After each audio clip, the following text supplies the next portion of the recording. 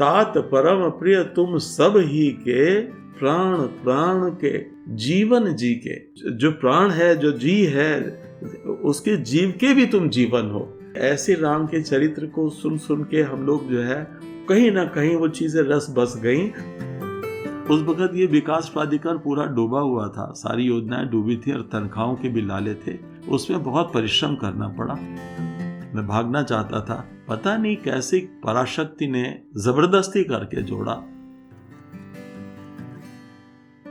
कुछ इठलाती है, कुछ बल खाती है, कुछ अनकही बातें कह जाती है, कुछ गुदगुदाने वाले, कुछ दिल को छू जाने वाले तराने गुनगुनाती है, कुछ खट्टे मीठे अनुभव याद दिलाती है। आओ बांटते हैं ये अनुभव जिंदगी के। हम हैं पॉडकास्ट स्टेशन अनुभव लखनऊ।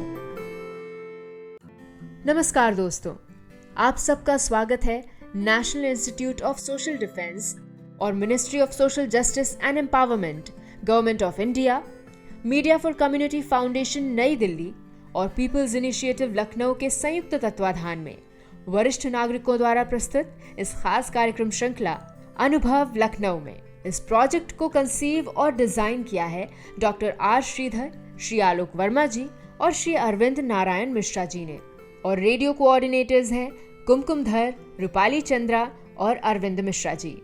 दोस्तों, कार्यक्रम में प्रवेश करने से पहले एक बार आपको एक टोल फ्री नंबर बताना चाहूंगी जो हमारे सीनियर सिटीजन्स की मदद और सपोर्ट करने के लिए है।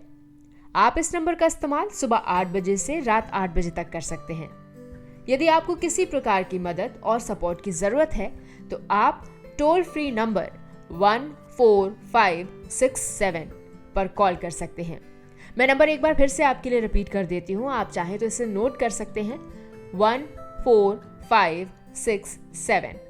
इस नंबर पे doctors, hospitals, old age homes से लेकर लीगल गाइडेंस, इमोशनल सपोर्ट और बुजुर्गों के शोषण के केसेस में डायरेक्ट इंटरवेंशन और निराश्रित बुजुर्गों को रेस्क्यू कराने तक सभी प्रकार के सपोर्ट के लिए कॉल किया जा सकता है। अब आइए दोस्तों, बढ़ते हैं कार्यक्रम की ओर। मैं हूं तृप्ति और ये कार्यक्रम आप तक लेकर आए हैं अनुभव लखनऊ। लखनऊ को आज हम जिस रूप में देखते हैं और जीते हैं, ये सपना सालों पहले किसी की आंखों में पला था और दिमाग में इसकी रूपरेखा बनी थी। पब्लिक सर्विस को सही मायने में जिन्होंने अपने जीवन का ध्येय बनाया, ऐसे श्री दिवाकर त्रिपाठी जी आज हमारे कार्यक्रम में मौजूद हैं। उनसे बात की अरविंद मिश्रा जी ने। आइए सुनते हैं। आज अनुभव चैनल पर हमारे साथ हैं श्री दिवाकर त्रिपाठी जी। लखनऊ शहर के प्रशासन में लगभग 15-20 सालों तक सबसे महत्वपूर्ण पदों पर रहने के बाद सीधे लखनऊ के सबसे बड़े मंकी ब्रिज के हनुमान मंदिर की प्रबंध समिति के सचिव बने और शहर के वर्तमान स्वरूप और उसके आधुनिकीकरण हेतु राज्य सरकार, केंद्र सरकार के परामर्शी दिवाकर जी को आधा शहर व्यक्तिगत रूप से जानता है। दिवाकर जी, मेरा पहला सवाल इसी से पर आधारित है कि शहर में सबसे कठिन सार्वजनिक पदों पर रहने के बावजूद आपसे कोई नाखुश तो है ही नहीं, सब आपके कसीदे पढ़ते हैं। ये अनोखी उपलब्धि कैसे संभव हो सकी और आज के अधिकारियों को इसके लिए आप क्या सलाह देंगे? 1972 बैच में पीसीएस में आने के बाद जब 4 महीने की ट्रेनिंग में हम लोग गए थे तो जो हमारे प्रिंसिपल थे वो बहुत ही विस्तृत अनुभव के मालिक हुआ करते थे। उन्होंने 2-3 बातें कही थी कि ये पब्लिक सर्विस है और इसमें आपको हर छोटे से बड़े का रास्ता निकालना है मदद करने का। उन्होंने ये भी कहा था कि बिना शाप और वरदान के कोई देवता नहीं होता और एज पब्लिक सर्वेंट तुम्हारे पास ये दोनों ही शक्तियां हैं। अगर शाप दोगे, शक्ति का प्रदर्शन करोगे तो आदमी बर्बाद भी कर सकते हो, मदद करोगे तो आबाद भी कर सकते हो। जहां तक हो सके मदद करना और तुरंत मिलना, तुरंत उसकी बात सुनना और उसका हल निकालना, वही सीख आगे जिंदगी में काम आती रही। जब कोई मिलता रहा तो उसकी समस्या का निराकरण करने के लिए हम लोग आदतन सोचा करते थे और उसका हल निकालते थे। जो हाथ में अपने पावर्स थी, जो शक्तियां थीं, उनका भरपूर इस्तेमाल करके उनकी दुखों को दूर किया, उनकी समस्याओं को दूर किया और इसी वजह से अनकहे लोग जुड़ते चले गए और कभी भी किसी से हम लोगों ने किसी भी प्रकार की कोई अपेक्षा नहीं रखी, लेकिन जो मदद हो सकी हम हमेशा लोगों की करते रहे। उसी से शायद इतने सब जुड़ गए। और बाकी बहुत बड़ा इसका क्रेडिट लखनऊ की तहजीब को भी जाता है। यहाँ के लोग बहुत ही अच्छे और बहुत इज़्ज़त देने वाले हैं, और उन्हीं से सीख के फिर मैंने उन्हीं को वो चीज़ें रेसिप्रोकेट की, जिससे कि एक बहुत अच्छा वातावरण बना और हम लोगों को सुख पहुंचाने में सफल हो सके। दिवाकर जी, ये आजकल के जो अधिकारी हैं उनको भी इस तरह की प्रेरणा उनको ट्रेनिंग कॉलेजेस में मिलती होगी, कहाँ इसमें विस्मृत हो जाते हैं? क्या कोई स्टेट का रोल चेंज हुआ है या अधिकारियों को कोई प्रेशर ज़्यादा है? क्यों नहीं उस तरह अपनी कर्तव्यों का निर्वहन कर पा रहे हैं जैसे आप लोगों ने किया? मुझे लगता है कि एक तो ट्रेनिंग की कमी है, और दूसरा चयन में और प्रक्रिया में भी कहीं कोई इस तरह का गैप है, जिसमें कि कौन से लोग प्रोफेशनल्स हैं, कौन से लोग जो है आर्थिक उन्नति चाहते हैं, और कौन से लोग हैं जिनमें जज्बा है लोगों की मदद करने का। आम तौर पर अब ये भावना नहीं रह गई है कि ये पब्लिक सर्विस है और आपका कुल कर्तव्य और ध्येय इस सेवा का, केवल ध्येय इस सेवा का यही है कि आप लोगों का दुख दर्द दूर करें, उनके जीवन को सहज करें। ये पब्लिक सर्विस की जो भावना पहले हुआ करती थी, अब पता नहीं क्यों विलुप्त हो गई है। शायद ट्रेनिंग की कमी है, और कुछ सिलेक्शन प्रोसेस भी इस तरह का शायद है कि उस चीज़ को वो ढूंढ नहीं पाते। और आम जनता जो इस वक्त भटक रही है, उसके जुड़ाव के लिए बहुत आवश्यक है कि आप एक पब्लिक सर्वेंट की तरह, एक सेवक की तरह जुटें और अपनी तमाम शक्तियों का प्रयोग करते हुए आप उनकी मदद करें। बहुत से मामलों में ऐसा होता था कि पूछा जाता था कि ऐसा आपने क्यों किया, for reasons to be recorded in writing, कि ये परिस्थिति थी, इनको इसे मदद करने के लिए किया, इसमें और कोई उद्देश्य नहीं है, और वो उसको स्वीकार करते थे। ये एक भावना फिर से अगर वातावरण में आ जाएगी तो बहुत सुधार हो जाएगा। दिवाकर जी, इतने लंबे अरसे तक जन सेवा करने के बाद हनुमान जी की सेवा में जीवन अर्पित करने की प्रेरणा कैसे और कहाँ से आई? मैं बहुत अरसे से मंदिर जाता था, एक जैसे कि दैनिक एक रूटीन बना हुआ था, उस तरह से जाता था। कोई बहुत तपस्या क्या या कोई किसी भी तरह का अध्यात्म की तरफ रुचि हो, ऐसा कुछ नहीं था। रिटायरमेंट के बाद भी जाने का कोई भावना नहीं थी।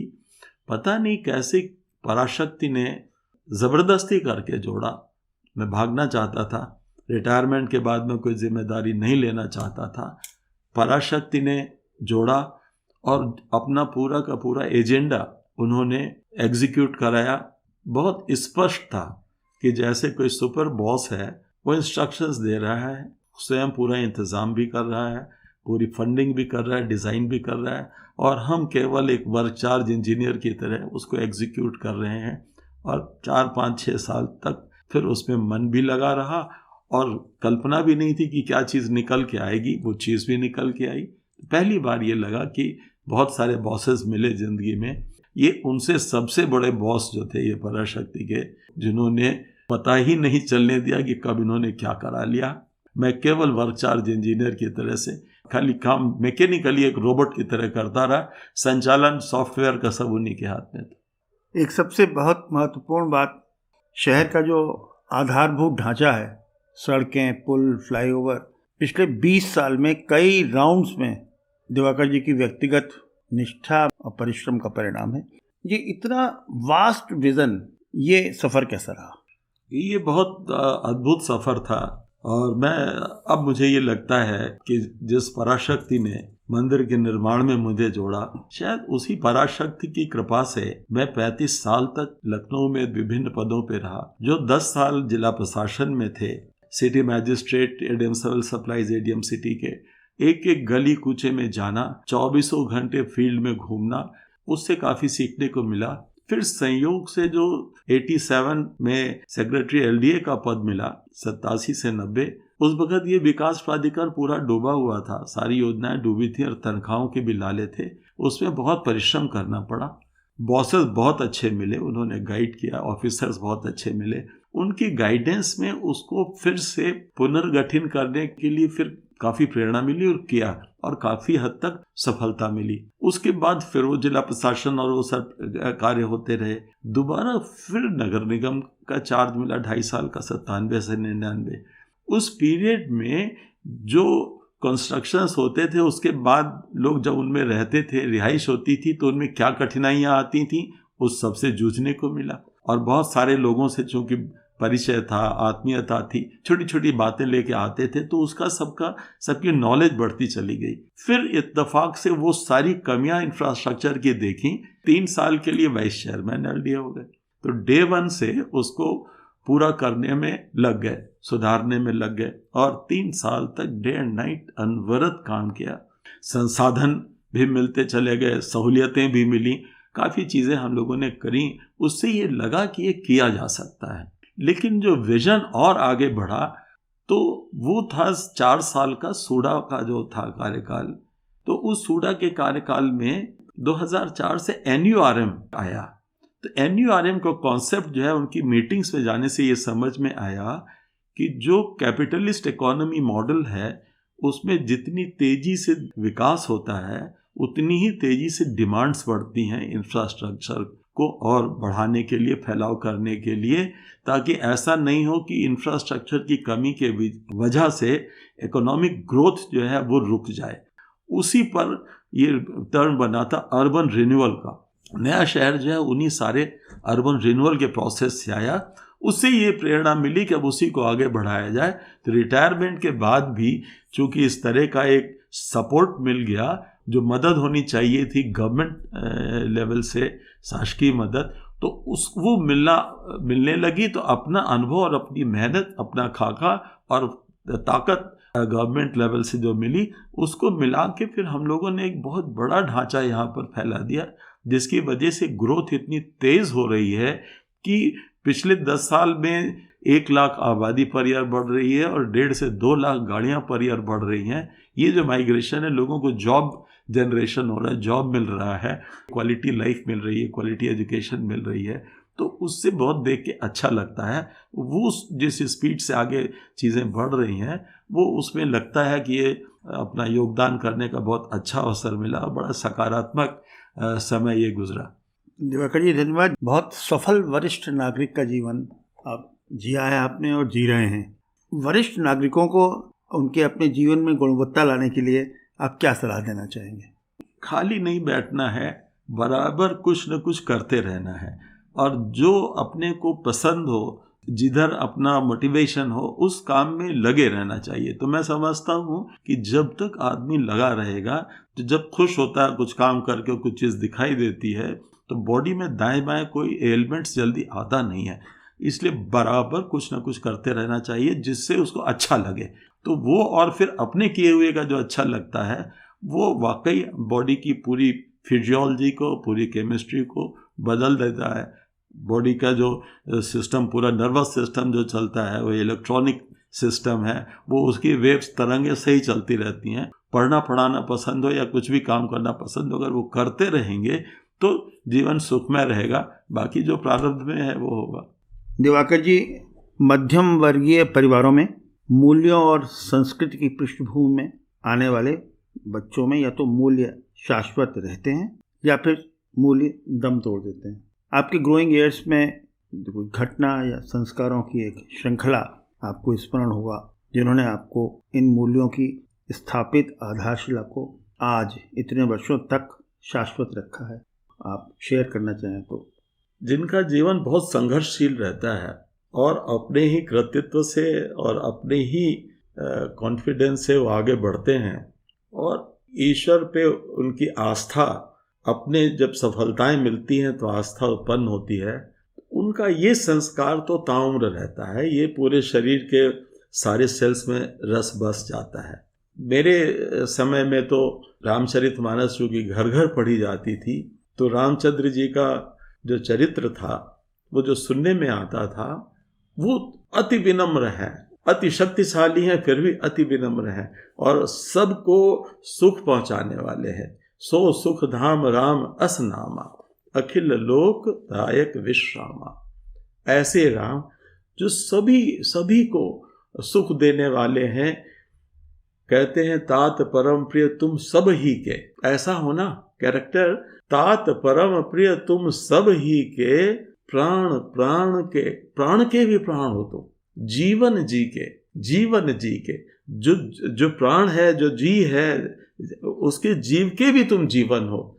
ऐसे ऐसे राम के चरित्र को सुन सुन के हम लोग जो है कहीं ना कहीं वो चीज़ें रस बस गई कि उसी तरह से रावण के दूत ने जब जाके कहा उनसे कि अति कोमल रघुवीर स्वभाव, यद्यपि सकल लोक कर राव, जो सकल ब्रह्मांड का मालिक है वो भी अति कोमल स्वभाव का है, उसको इतनी विनम्रता है, उसमें कहीं घमंड ही नहीं है। तो ये जो चीज़ें थी ये कहीं ना कहीं से वो एब्जॉर्ब हुई और उसको आगे जीवन में उनका साथ रहा, उससे भी बहुत सफलता मिली, बड़ा आनंद रहा।